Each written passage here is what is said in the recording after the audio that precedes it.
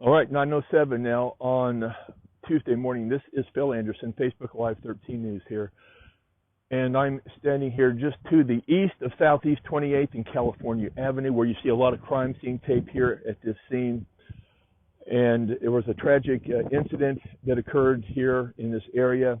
Police investigating now the death of a 5-year-old girl who was found around 6 p.m. by police over at the Dillon's gas station here just behind me. Topeka Fire Department crews were trying to provide some first aid for the young girl about 6 o'clock on Monday evening, and the girl was taken to the hospital where she later died. Thanks, Doug. Some breaking news now on the murder of a young girl. Topeka police have now identified the victim as 5-year-old Zoey Felix. Expect updates on WIBW.com throughout the afternoon and in our evening newscast.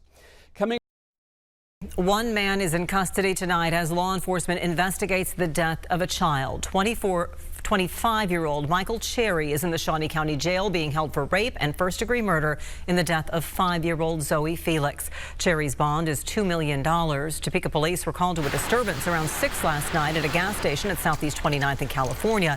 First responders found Zoey and began life-saving measures, but she was later pronounced dead at the hospital. Authorities had this large crime scene taped off in a grassy field just north of the Dillon store there throughout the day.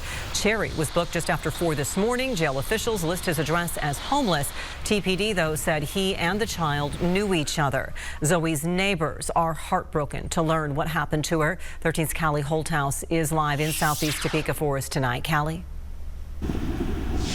Yeah, I'm here. Just behind me you can see one of the crime scenes where this occurred and a small memorial that's been put together in honor of Zoey Felix. Earlier today I spoke to the neighbors who lived just across the street from the house Zoey stayed at with her mother. They're devastated to learn that despite their repeated pleas for help, Zoey still suffered this tragic fate.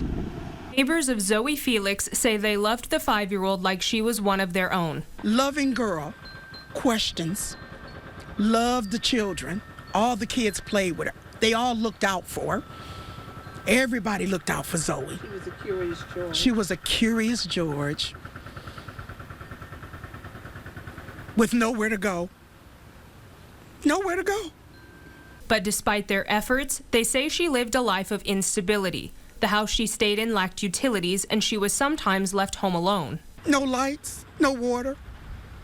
By herself sometimes. Neighbors say they did what they could for Zoey, helping keep her bathed, clothed, and fed, even going so far as to report Felix's living conditions to local authorities. Police Chief Brian Wheelis would not confirm whether authorities had any prior contact with the family. He also would not comment on their relationship. The information and all the investigative evidence will be compiled and sent to the district attorney's office. Neighbors say they are left devastated. It hurts.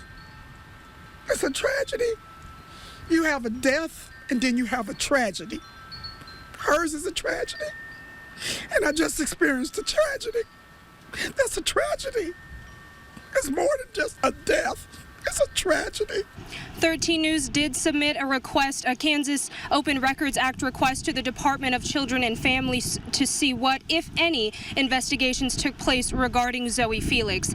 A DCF spokesperson would only tell us that Topeka police notified them of Zoey's death, and their thoughts are with those who loved and supported her. Back to you in the studio. And of course, we will stay on top of the story as well and let you know as well more tonight at 10 about a candlelight vigil that is being planned for Zoey Felix tomorrow here in Topeka.